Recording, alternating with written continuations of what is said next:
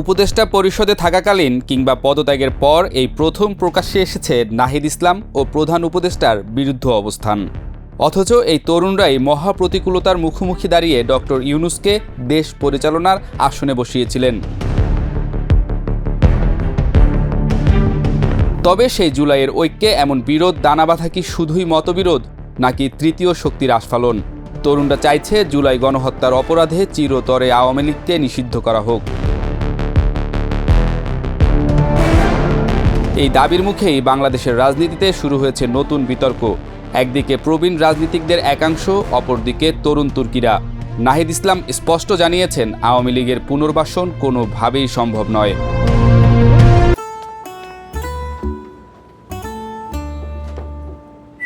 এই ঈদে জুয়েলারি ক্লোদিংয়ে বিকাশ পেমেন্টে ডিসকাউন্ট।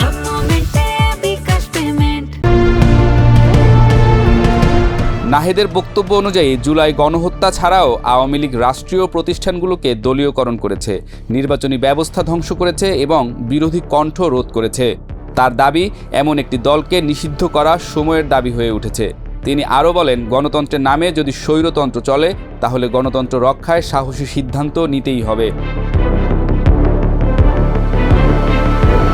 তবে বিএনপি ও জাতীয় পার্টির অনেক রাজনীতিক মনে করছেন, রাজনীতি থেকে দল নিষিদ্ধ করার সংস্কৃতি গণতন্ত্রের জন্য বিপজ্জনক। আওয়ামী লীগকে নিষিদ্ধ করলে রাজনৈতিক প্রতিহিংসার সংস্কৃতি আরও তীব্র হবে। এ নিয়ে রাজনৈতিক বিশ্লেষকরা বলছেন, এনসিপির এই কঠোর অবস্থান পুরো দেশের তরুণ ও প্রবীণ প্রজন্মের মধ্যকার দৃষ্টিভঙ্গির আলাদা প্রতিফলন।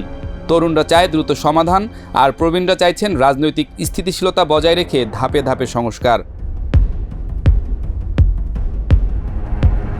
সামাজিক যোগাযোগ মাধ্যমে এই ইস্যু ঘিরে ইতোমধ্যেই তরুণদের মধ্যে ব্যাপক প্রতিক্রিয়া দেখা গেছে। অনেকেই হ্যাশট্যাগ ব্যবহার করে আওয়ামী লীগের রাজনীতি নিষিদ্ধ করার পক্ষে অবস্থান নিচ্ছেন। আবার কেউ কেউ বলছেন, দমন নয়, রাজনৈতিক সংস্কার হোক। এদিকে আওয়ামী লীগের পক্ষ থেকে এ বিষয়ে এখনও আনুষ্ঠানিক কোনো প্রতিক্রিয়া আসেনি। তবে দলটি নিজেদেরকে পুনর্গঠিত করার প্রকাশ্য চেষ্টা চালিয়ে যাচ্ছে।